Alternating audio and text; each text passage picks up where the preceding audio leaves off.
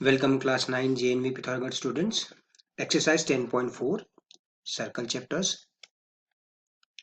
ठीक है, कल हमने देखा था कि एक शॉर्टकट ट्रिक थी कि भाई जो कॉमन कॉर्ड है, कॉमन कॉर्ड की लंबाई हम कैसे निकाल सकते हैं। ये हमने देखा था कि छोटे वाले सर्कल का डायामीटर बड़े वाले सर्कल के लिए कॉर्ड हो सकता है, यानी कि डायामीटर क्या लॉन्गेस्ट कॉर्ड होती है। ठीक है, इस कॉर्ड की लंबाई इसके डायमीटर के बराबर यानी कि 6 सेंटीमीटर के बराबर, तो कॉमन कोड 6 सेंटीमीटर का हो गया।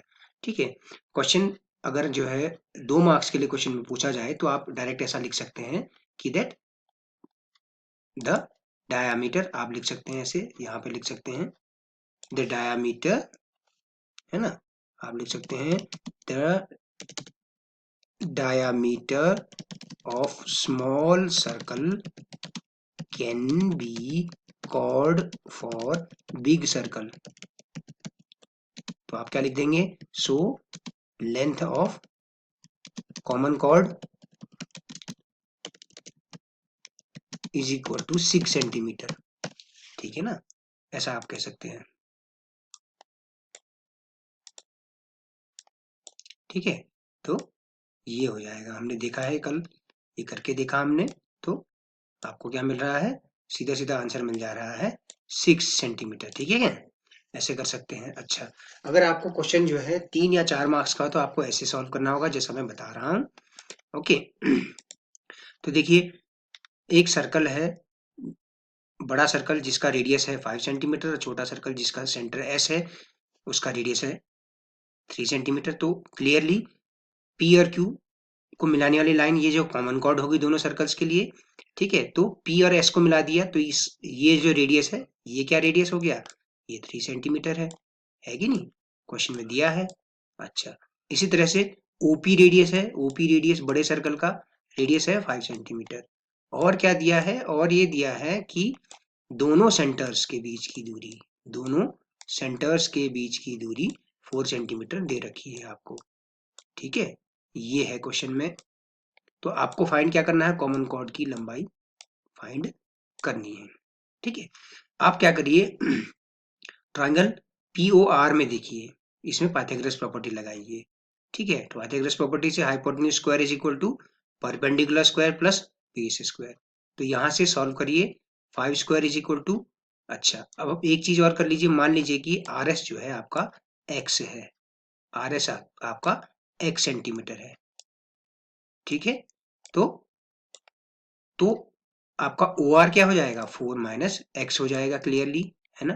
कुल लंबाई OS जो है आपके पास 4 सेंटीमीटर है, तो अगर RS x है तो OR आपका 4 माइनस एक्स हो गया। तो 4 माइनस एक्स लिख दिया OR की जगह, 4 माइनस एक्स का whole square plus PR square, आपने ओपन किया, A square plus B square minus 2AB फॉर्मूले से, है ना। तो ये आया 16, 4 का स्क्वायर प्लस एक्स का square minus 2 into 4 into X यानी कि 8x हो गया प्लस PR स्क्वायर। तो PR square is equal to क्या हो जाएगा, सिंप्लीफाई कर लेंगे तो आ जाएगा आपके पास 9 minus X square plus 8x। ठीक है, इस पी आर स्क्वायर को यही रहने दीजिए, बाकी सबको वहां शिफ्ट करिए, लिखेंगे इस तरह से। तो P R square is equal to, वहां गया 9 माइनस एक्स स्क्वायर प्लस का 8x। ठीक है, ये आया आपके पास। ठीक, अच्छा फिर आप पी आर को और किस ट्राइंगल से फाइंड कर सकते हैं, पी आर को आप ट्राइंगल PRS में भी फाइंड कर सकते हैं। इस ट्राइंगल PRS में देखिए ये परपेंडिकुलर क्यों है, आपने पिछली एक्सरसाइज में क्वेश्चन किया होगा, the line joining the centers of a circle of two circles bisects the chord। ठीक है, तो इसीलिए यहाँ पर परपेंडिकुलरली, तो ये 90 डिग्री है ये। ठीक है, और आप चाहें तो इनको 90 डिग्री प्रूव भी कर सकते हैं। कैसे, ट्राइंगल OPR और ट्राइंगल PRS को आपने क्या करना होगा, ट्राइंगल OPR और ट्राइंगल OQR बना के उनको आप कर सकते हैं। क्या आपने किया है, कॉन्ग्रुएंट है ना, तो वहां से आपको 90 90 मिल जाता था एंगल PRO, तो PRS भी 90 होगा, है ना। तो इतना लिखने की जरूरत नहीं, आप सीधा सीधा ऐसा लिख सकते हैं। तो एक बार PR स्क्वायर की वैल्यू निकालिए ट्राइंगल OPR से, दूसरी बार ट्राइंगल PRS से। तो PS का स्क्वायर है कि नहीं, हाइपोटेन्यूज का square is equal to perpendicular का स्क्वायर, बेस का स्क्वायर प्लस परपेंडिकुलर का स्क्वायर। तो यहां से आ गया P R square is equal to 9 minus X square आ गया। क्या आ गया? P R square is equal to 9 minus X square. ये इक्वेशन नंबर 2 है। ठीक है, अब इक्वेशन नंबर 1 और 2 को इक्वेट कर दीजिए, क्योंकि right hand left hand side बराबर है तो राइट हैंड साइड भी बराबर होंगे। तो सॉल्व करके आया x इज इक्वल टू 0। अब x इज इक्वल टू 0 इस वैल्यू को आप इक्वेशन नंबर 1 पे रखिए या 2 पे, कहीं पे भी रखिए, है ना। इक्वेशन नंबर 1 पे रख देंगे x इक्वल टू 0, तो P R is equal to आपके पास आ गया 3 सेंटीमीटर। तो क्या आया है देखिए, पी आर 3 सेंटीमीटर आ गया भाई। पी आर आपका 3 सेंटीमीटर आ गया है कि नहीं। तो पी क्यू क्या हो जाएगा? ट्वाइस ऑफ पी आर, यानी कि 6 सेंटीमीटर, है ना, इस तरह से। ठीक है, कैसे आया भाई? ये जो सेंटर से ड्रॉप किया गया जो परपेंडिकुलर है, कॉर्ड को बाइसेक्ट करता है। पी आर अगर 3 सेंटीमीटर है तो क्यू आर भी 3 सेंटीमीटर होना चाहिए। तो पी आर का दुगना हो जाएगा ये common chord P Q. Okay, इस तरह से। क्वेश्चन नंबर 2 देखते हैं बच्चों। क्वेश्चन नंबर 2 देखें। If two equal chords of a circle intersect within the circle. दो कॉर्ड हैं, इक्वल लेंथ के हैं और सर्कल के अंदर ही एक दूसरे को इंटरसेक्ट कर रहे हैं। Prove that the segments of one chord are equal to corresponding segments of the other chord. इसका क्या मतलब है? इसका मतलब क्या हुआ? इसका मतलब ये है कि मान लीजिए ए बी और सी डी दो इक्वल लेंथ के कॉर्ड्स हैं। ठीक है, तो आपको प्रूव ये करना है कि C E is equal to B E, यानी कि ये जो सेगमेंट बना रहे हैं कि सेगमेंट आपस में बराबर है, यानी कि C E is equal to B E prove करना है। इसी तरह से A E is equal to D E prove करना है। ठीक है, आपको प्रूव ये करना है A E is equal to D N, C is equal to B E. Okay, मान लेते हैं कि दोनों कॉर्ड ए बी और सी डी ई पर एक दूसरे को इंटरसेक्ट कर रहे हैं। तो ये पॉइंट ई से जो जो सेगमेंट बन रहे हैं दोनों कॉर्ड में, वो आपस में इक्वल है, ये प्रूव करना है। तो पहला काम आपका, आप कंस्ट्रक्शन करिए। ओ से ए बी पर एक परपेंडिकुलर डालिए और एक सी डी पर।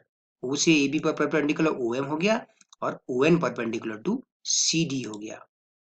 ठीक है, ये कर लिया। अच्छा, अब ये चीज दी हुई है, A B is equal to C D दे रखी है। ठीक है, अगर A B is equal to C D है तो अब आप खुद देखिए, A M is equal to N D होना चाहिए और M B is equal to C N होना चाहिए, क्योंकि ये दोनों लेंथ जो है इक्वल है ना। कॉर्ड की जो लेंथ है ए बी और सी डी बराबर हैं और सेंटर से डाला गया परपेंडिकुलर कॉर्ड को दो बराबर हिस्सों में बांटता है। तो A M is equal to B M और इसी तरह से C N is equal to D N होगा। तो आप ये भी कह सकते हैं कि A M is equal to D N कह देंगे, है ना। और इसी तरह से M B is equal to ये वाला हिस्सा सी एन के बराबर होगा। ठीक है, इक्वेशन नंबर 1 और 2 कह दिया। अब आप क्या करिए, ट्राइंगल ओ एम ई और ओ एन ई में जाइए। इन दोनों को कॉन्ग्रुएंट प्रूफ करिए बच्चों। इन दोनों को कॉन्ग्रुएंट प्रूफ करिए। देखिए, एक राइट एंगल हो गया, हाइपोटेन्यूज जो है कॉमन है ये वाला, है ना, ये हाइपोटेन्यूज कॉमन है और साथ ही परपेंडिकुलर्स जो है इक्वल होंगे। क्यों होंगे भाई? O M is equal to O N क्यों होगा, आप मुझे ये बताइए। क्यों? क्योंकि हमने एक थ्योरम पढ़ी हुई है कि that chords equal chords are equidistant from the center। Equal chords are equidistant from the center, तो इसलिए OM और ON बराबर होंगे। ठीक है, कॉर्ड अगर इक्वल हों तो कॉर्ड अगर इक्वल होते हैं तो वो क्या होते हैं? इक्विडिस्टेंट होते हैं सेंटर से। तो सेंटर से डिस्टेंस कॉर्ड ए बी की OM और कॉर्ड सी डी की डिस्टेंस ON, ये बराबर होंगे। राइट एंगल एक साइड और एक हाइपोटेन्यूज। ठीक है, और ये हाइपोटेन्यूज, तो आरएचएस से आपका क्या आ जाएगा? दोनों ट्राइंगल कॉन्ग्रुएंट आ जाएंगे। कौन से दो ट्राइंगल? OME और ONE। तो इसका मतलब क्या है? करस्पॉन्डिंग पार्ट्स इक्वल होने चाहिए, यानी कि ME is equal to EN होना चाहिए। ये इक्वेशन नंबर 3 हो गया। ठीक है, इसको मैं अगर येलो लाइन से दिखा दूं तो करस्पॉन्डिंग पार्ट्स जो इक्वल है, ये दोनों आपस में इक्वल है बच्चों। ठीक है, अब जो है MB किसके इक्वल था? CN के इक्वल था।